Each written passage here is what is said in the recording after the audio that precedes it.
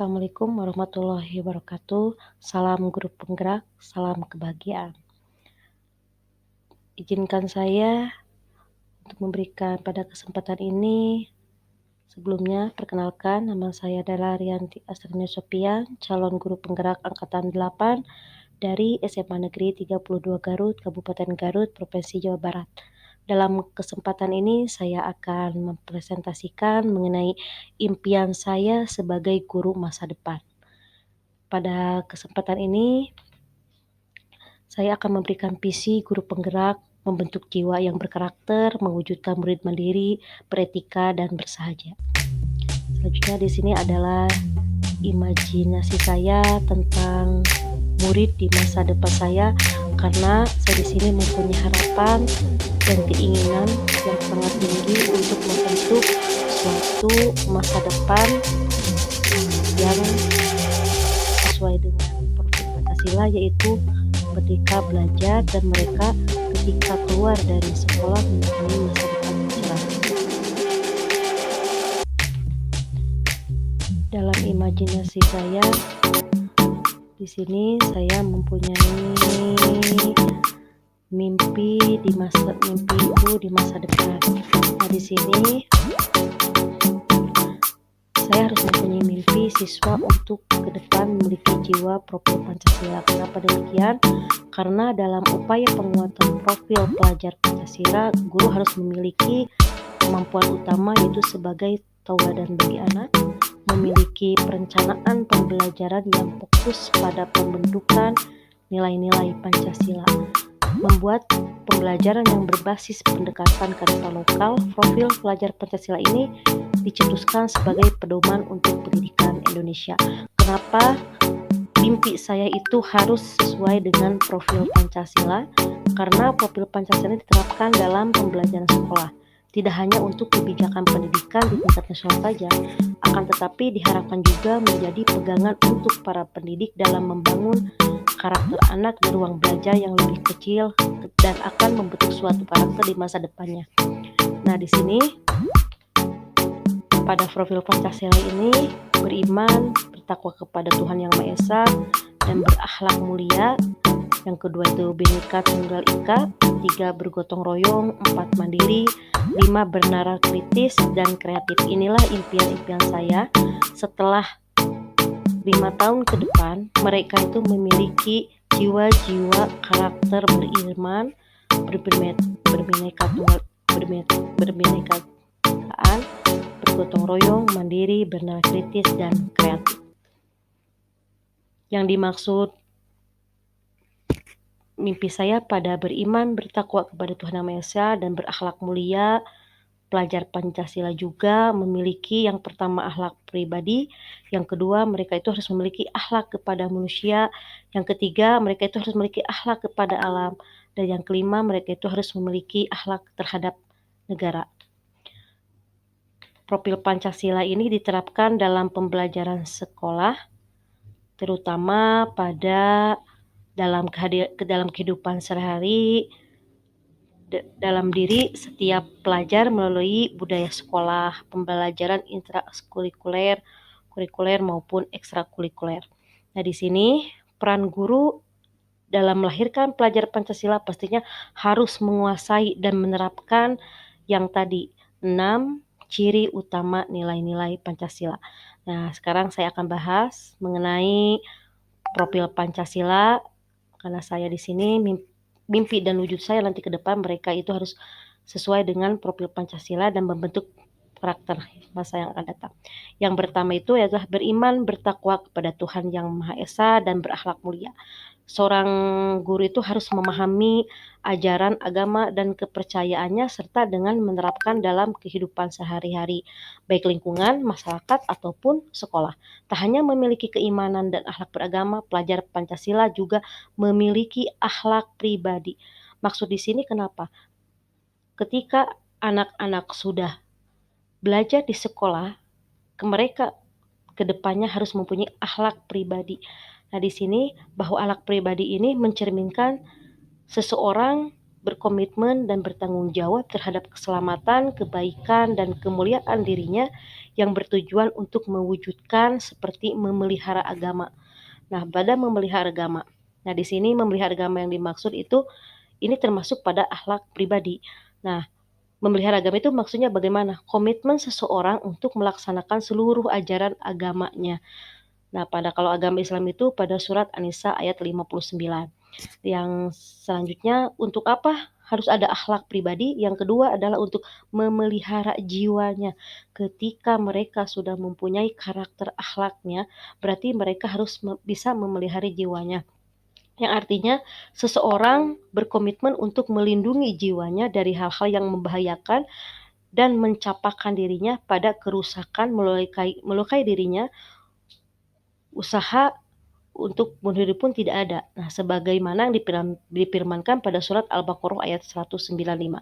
Dan selanjutnya ada juga kenapa harus ada akhlak pribadi. Akhlak pribadi ini bisa memelihara akal. Memelihara akal di sini yaitu komitmen seseorang untuk memanfaatkan akal yang telah dianugerahkan oleh Allah untuk berpikir logis dan ilmiah, menggali dan mengembangkan ilmu pengetahuan setinggi mungkin, serta melindungi dari hal-hal yang membahayakan seperti minuman keras, narkoba, dan zat aktif lainnya, sebagaimana difirmankan dalam surat Al-Maidah ayat 90-91. Nah, selanjutnya, kenapa seorang itu harus ada akhlak pribadi? Yang pertama akan memelihara keturunannya. Nah, komitmen seseorang kalau sudah ada memelihara keturunannya untuk memelihara keturunan dengan cara menghindari perzinahan. Maka di sini ada surat Al-Isra ayat 32. Selanjutnya, mereka itu bisa memelihara harta atau properti yang dimilikinya, bahwa seseorang untuk memelihara harta yang telah dianugerahkan Allah padanya dengan cara membelanjakannya, memanfaatkan harta benda di jalan yang benar, maka tidak merusaknya juga tidak berpoya-poya sebagai firman Allah pada surat Al-Furqan ayat 67. Dan selanjutnya, kalau orang yang mempunyai akhlak pribadi, dia akan rendah hati, tawadu, dan jujur. Nah, yang kedua adalah akhlak kepada manusia, yaitu akhlak kepada manusia dan akhlak serta terhadap negara.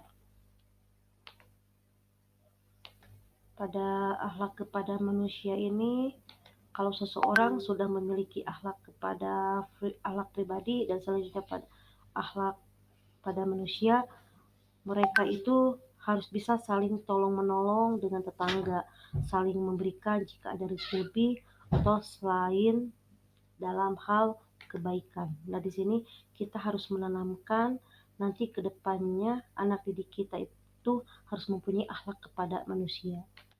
Dan selanjutnya ada juga bahwa siswa kita itu nanti kedepannya harus mempunyai akhlak kepada alam. Nah, di sini akhlak kepada alam ini merupakan contoh perwujudan akhlak seorang muslim terhadap alamnya, alam sekitar. Contohnya tidak membuang sampah sembarangan walaupun sudah keluar dari sekolah, tetapi mereka itu harus membiasakan adat dari sekolah dibawa ke lingkungannya, tidak membuang sembarangan dan senantiasa menjaga kebersihan, sebab salah satu cabang iman dalam Islam adalah kebersihan. Tidak menebang pohon sembarangan. Alat itu bahkan dicontohkan langsung oleh Rasulullah. Jadi itu adalah termasuk juga kepada ketuhanan yang Maha Esa. Nah, selanjutnya yang ketiga adalah akhlak kepada alam. Nah, contoh lain pada akhlak terhadap alam itu, yang pertama, mereka itu harus bisa menjaga lingkungannya di muka bumi ini, tidak merusak tanaman ataupun binatang, tidak mencemari lingkungan air, terus menjaga keamanan lingkungan, menjaga kebersihan jasmani, menjaga kebersihan jalan juga. Nah, itu adalah akhlak terhadap alam. Jadi mereka harus mengurus segala alam yang ada di sini, bahwa kita harus melindungi apa yang sudah Allah berikan kepada kita. Maka kita harus membentuk suatu karakter pada peserta didik ketika mereka keluar, dan ketika saya selama mengajar harus bisa membentukkan karakter seperti itu. Selanjutnya ada akhlak bernegara. Pada contoh akhlak bernegara, contohnya siswa tersebut harus memiliki jiwa tanggung jawab. Contohnya membayar pajak tepat waktu, taat peraturan lalu lintas, mengikuti pemilu, patuh terhadap pemimpin, dan tidak melakukan tindakan anarkis, perangaian, atau tingkah laku yang lainnya. Nah, itu adalah suatu akhlak kepada negara. Itu harus dikuasai oleh siswa yang sudah keluar ataupun masih ada di dalam sekolah. Dan selanjutnya di sini ada juga yang kedua adalah bergotong royong. Pada gotong royongnya ada sikap kolaborasi, kepedulian, dan berbagi. Mereka itu harus mencakupi 3 hal ini, karena itu adalah salah satu fondasi yang harus dimiliki oleh setiap anak ketika ada di sekolah ataupun sudah di luar sekolah. Dan ketika keinginan saya dan harapan saya itu seperti ini, mereka harus mempunyai akhlak seperti itu. Atau sifat gotong royongnya harus ada. Nah, pada sifat gotong royong ini mereka itu harus bisa berbakti kepada lingkungannya. Unsur-unsur dalam gotong royong adanya kolaborasi antara proses yang terdapat aktivitas yang bertujuan mencapai tujuan bersama, dan saling membantu dan saling memahami. Nah, kedua kepedulian ini, sikap peduli ini terhadap orang lain ya. Jadi dengan gotong royong dapat mendorong kolaborasi kepedulian. Nah, karakter gotong royong ini memiliki 3 elemen kunci. Yang pertama, kolaborasi, kepedulian, dan berbagi. Nah, sikap gotong royong memiliki juga nilai-nilai luhur. Adanya sikap kerjasama yang tinggi. Apabila kita menerapkan di sekolah dengan adanya sikap kerja seperti ini, maka mereka memiliki sikap kerja yang sama tinggi, menjunjung tinggi sikap kekeluargaannya, sikap hormat menghormati teman kerjanya, mengutamakan kerja kerasnya, mengutamakan kepentingan bersama. Itulah usaha untuk mewujudkan karakter gotong royong di sekolah ataupun setelah keluar sekolah, bisa dilakukan dengan bergotong royong menciptakan kebersihan sekolah. Kalau itu dalam bidang kesekolahan. Nah, selanjutnya ada juga pada mandiri. Kenapa saya mengambil ini? Karena ini adalah suatu hal yang tidak bisa kita pungkiri, bahwa kita itu tidak selamanya tergantung kepada orang lain. Dan dalam mandiri ini menumbuhkan rasa percaya diri. Saya harus menumbuhkan rasa percaya diri kepada anak. Yang kedua, harus mengembangkan diri dengan keterampilan dan cara tersendiri sesuai dengan nilai-nilai karakter dan akhlak mulia. Yang ketiga, menjadikan kita pribadi yang positif dan berkembang kreatif. Selanjutnya, yang keempat, kemampuan kognitif, afektif, dan psikomotor siswa. Dan selamanya disiplin terhadap diri. Nah, ketika kita sudah membentuk hal ini sedang dan akan, maka selamanya mereka akan membentuk suatu disiplin terhadap diri sendiri. Nah, pada mandiri ini bahwa pelajar Indonesia diharapkan harus mandiri, serta bertanggung jawab atau proses dalam hasil belajarnya. Melatih sikap mandiri ternyata juga bisa membantu menumbuhkan rasa percaya diri. Dalam kehidupan sehari-hari, sikap mandiri perlu dimiliki guna untuk menjadikan kita pribadi yang positif dan berkembang kreatif. Penetapan kompetensi sebagai tujuan pelajar dan cara pencapaiannya, baik pada waktu belajar, tempat belajar, cara belajar, sumber belajar, maupun evaluasi hasil belajar. Nah, itu harus dikuasai oleh guru dan nanti ada dampaknya untuk siswanya. Ini buat apa sih manfaat sikap mandiri kita harus diterapkan pada siswa? Yang pertama, melatih tanggung jawabnya. Yang kedua, meningkatkan keterampilan. Yang ketiga, tidak tergantung pada orang lain. Yang keempat, percaya diri. Yang kelima, mereka jadi kreatif. Yang keenam, mempunyai pikiran kritis. Yang ketujuh, mengembangkan daya mental. Yang kedelapan, menjadi pemberani. Mandiri ini memiliki sistem pembelajaran yang didasarkan pada disiplin terhadap diri sendiri yang dimiliki oleh siswa dan disesuaikan dengan keadaan perorangan siswa yang meliputi kemampuan, kecepatan belajar, kemauan, minat, waktu yang dimiliki, dan keadaan sosial ekonomi. Belajar mandiri ini merupakan belajar mengembangkan diri pada keterampilan dengan cara tersendiri sesuai dengan nilai-nilai karakter dan akhlak mulia, sehingga peran guru adalah sebagai fasilitator. Belajar mandiri dapat memberikan manfaat terhadap kemampuan kognitif, afektif, psikomotor siswa. Nah, di sini juga untuk meningkatkan dalam pemecahan masalah, mengambil keputusan, berpikir kreatif, itu merupakan dampak dari kita memberikan mereka pada mandiri. Dan saya juga sebagai guru itu harus bisa mandiri bagaimana seseorang anak itu dibentuk menjadi seorang mandiri. Nah, belajar mandiri ini dapat menjadikan alternatif atau cara tambahan untuk menunjang mereka mandiri masa yang akan datang. Jadi tidak boleh tergantung kepada orang, mereka harus bisa mengendalikan diri sendirinya. Nah, selanjutnya yaitu bernalar kritis. Nah, bernalar kritis ini yaitu yang pertama, melihat masalah dari berbagai perspektif. Kalau kita menerapkan kepada siswa untuk bernalar kritis, dan saya juga sama harus bernalar kritis, maka siswa akan kedepannya melihat masalah dari berbagai perspektif, meningkatkan kemampuan berpikir siswa, mampu berpikir secara objektif semua informasi, terus meningkatkan kemampuan berpikir siswa, kemampuan secara objektif memproses informasi baik secara kualitatif dan kuantitatif, dan menemukan ide peluang baru. Nah, di sini pada bernalar kritis ini, kenapa saya harus mempunyai visi bahwa siswa itu harus bernalar kritis, ataupun saya sendiri juga harus bernalar kritis.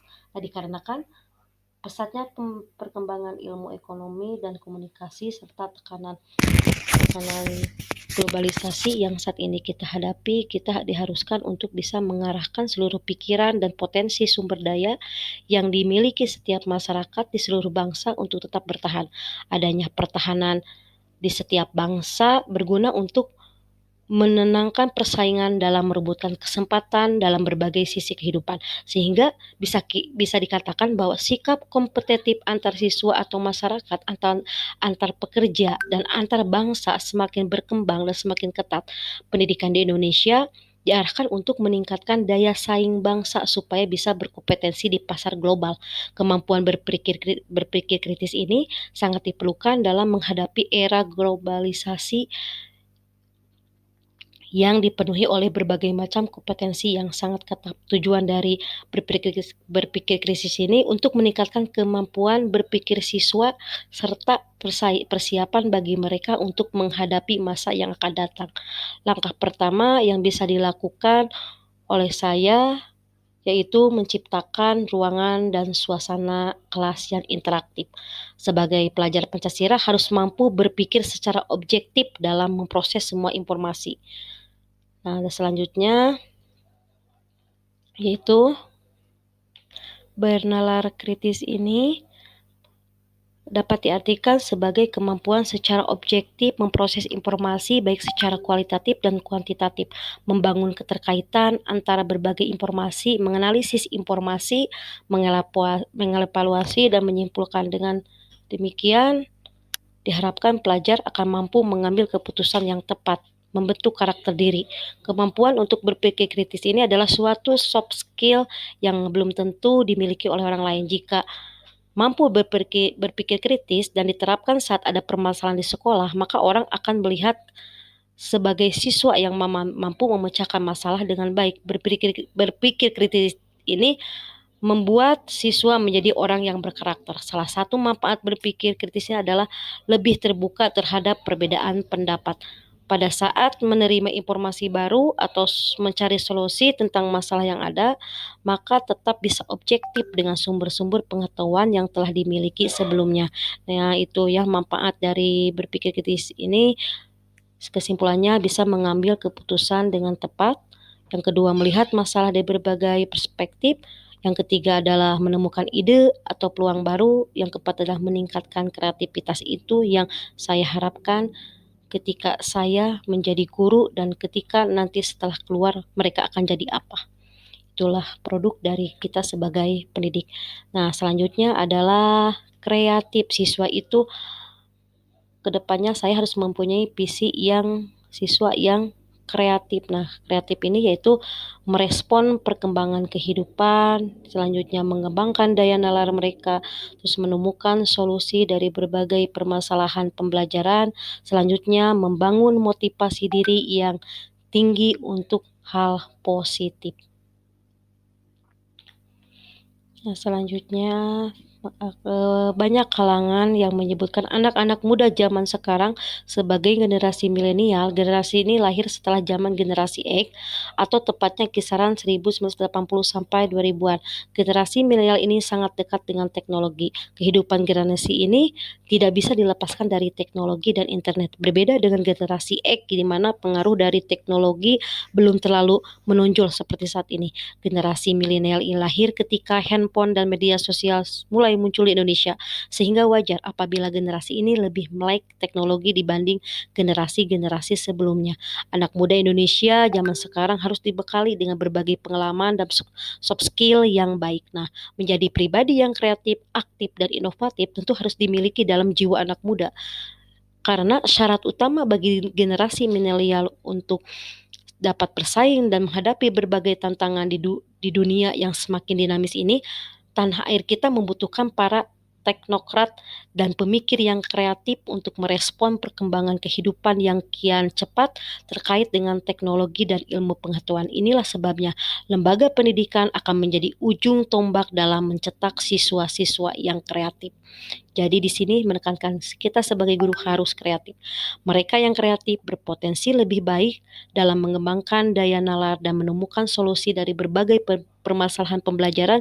Jika dikembangkan potensi berpikir kreatif akan membangun motivasi diri yang tinggi untuk hal-hal yang positif. Misalnya kemauannya yang kuat untuk belajar, memiliki rasa percaya diri yang tinggi, serta mampu berpikir tinggi. Pembelajaran kreatif dan inovatif diharapkan dapat memberikan bekal yang dibutuhkan untuk menghadapi tantangan dan masalah dalam hidup yang tak menentu. Karena kreativitas adalah salah satu pondasi agar anak mampu menyelesaikan masalah, mampu berpikir out of the box, dan menjelajah sesuatu yang baru, dan semua itu bisa menjadi modal untuk kesuksesan anak apapun bidang yang dipilihnya, kalau dia dokter, asisten, peneliti, sutradara, atau yang lainnya. Kenapa? Apa sih manfaatnya bagi siswa? Yang pertama itu adalah kreativitas bagi siswa bertujuan untuk dapat meningkatkan mutu pendidikan dan proses pembelajaran, sehingga siswa mampu memecahkan masalah, mengeluarkan ide dan gagasan, mengambil keputusan, serta memiliki rasa ingin tahu dalam belajar. Pelajar yang kreatif Pelajar yang kreatif adalah pelajar yang mampu menghasilkan sesuatu yang bermanfaat dan berdampak pada kehidupan berbangsa dan bernegara. Untuk menciptakan berbagai penemuan inovatif di masa depan, diperlukan kreativitas yang tinggi. Pelajar Pancasila akan dapat mengasah kreativitas dengan menerapkan pemikiran kritis yang kemudian diolah menjadi inovasi baru.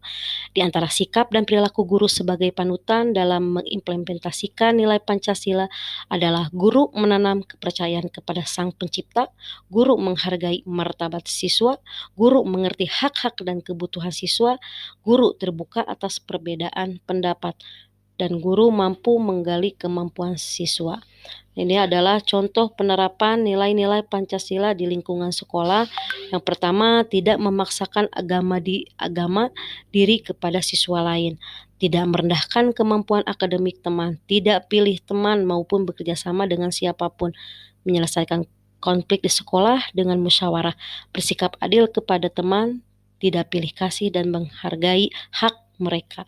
Dengan kemampuan atau penugasan guru terhadap 6 kompetensi sehingga akan lebih mudah dan melahirkan atau mewujudkan profil pelajar Pancasila yang menerapkan 6 karakter tersebut.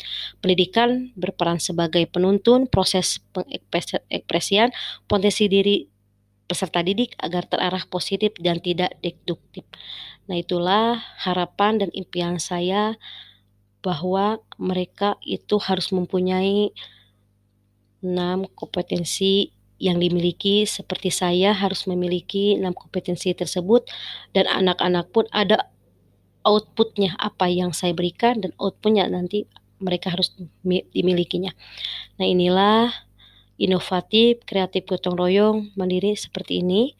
Nah, inilah harapan saya untuk sekolah, semoga tidak bisa hanya membentuk siswa-siswa yang ambisius terhadap nilai angka, tetapi juga dapat membentuk siswa-siswa yang cerdas, peduli, dan memiliki mental yang kuat.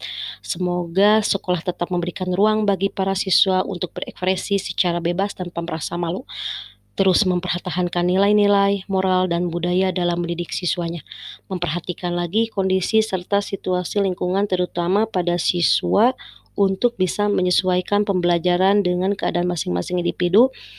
Semoga sekolah dapat membangun suasana yang nyaman dan hangat sehingga dapat menjadi rumah kedua bagi siswa. Semoga terus menjaga dinamika yang baik antara guru, karyawan, serta siswa ke depannya. Semakin berkembang di seluruh aspek serta mampu mendidik karakter setiap siswa, dan terakhir, tetap menjaga kredibilitas sekolah dan terus menjadi sekolah yang mencetak siswa-siswa yang berprestasi. Itulah impian dan harapan saya, dan visi sekolah pun sama, yaitu mengacu pada profil pelajar Pancasila, dan saya harus membentuk 5 tahun ke depan bahwa mereka itu harus memiliki ke-6 profil tersebut. Mungkin itu pemaparan dari saya, itulah harapan saya dan impian saya, semoga semua itu bisa terkabulkan. Amin. Terima kasih. Assalamualaikum warahmatullahi wabarakatuh.